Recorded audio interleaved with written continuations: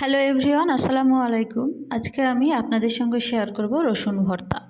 তো প্রথমে আমি এখানে একটা ফ্রাইং প্যান নিয়েছি, তার উপর থেকে দিয়ে দিলাম 2 টেবিল চামচ রান্নার তেল। তেলটা গরম হয়ে গেলে আমি উপর থেকে দিয়ে দিচ্ছি কিছু রসুন।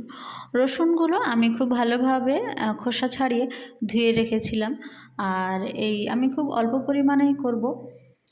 আর তারপরে আমি এটাকে ভালোভাবে ভেজে নিচ্ছি। আমি এটা 6 থেকে 7 মিনিটের মতো ভেজে নেব। আর আমি এটা মিডিল ফ্লেমেই রেখে ভাজবো। হাই ফ্লেমে ভাজলে এটা পুড়ে পুড়ে যায়, আর পুড়ে গেলে একটু শক্ত মতো হয়ে যায়, সেহেতু আমি মিডিল ফ্লেমেই রাখবো। আর একটু করে এইভাবে নেড়ে দেবো আর একবার করে চাপা দিয়ে দেবো।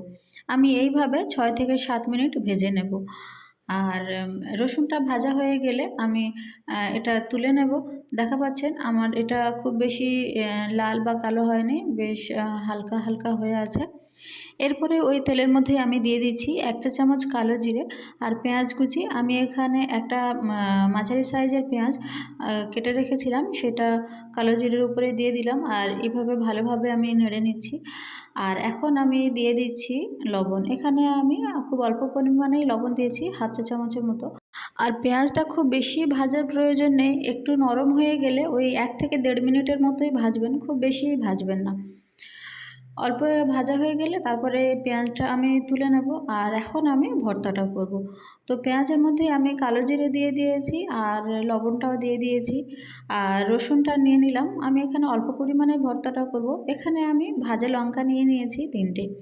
আপনারা যে যেমন ঝাল খেতে পছন্দ করেন সেই পরিমাণেই ঝাল নিয়ে নেবেন।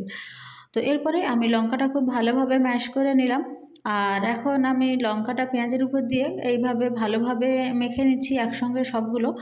আর তারপরে আমি রসুনটার সঙ্গে ভালোভাবে মেখে নেব। দেখা পাচ্ছেন আমি এইভাবে হাত দিয়ে একটু চাপ দিতেই রসুনগুলো একদম ম্যাশ হয়ে যাচ্ছে। এটা খুব ভালোভাবে ভাজা হয়েছে, তাই আপনারা একটু সময় নিয়ে একটু ভালোভাবে ভেজে নেবেন। আর তৈরি হয়ে গেল আমার রসুন ভর্তা। এটা খুব স্বাস্থ্যকর একটা ভর্তা, এটা আপনারা যে কেউ খেতে পারবেন আর খুব টেস্টফুল এটা। তো কেমন ছিল আমার রেসিপিটি অবশ্যই কমেন্ট করে জানাবেন।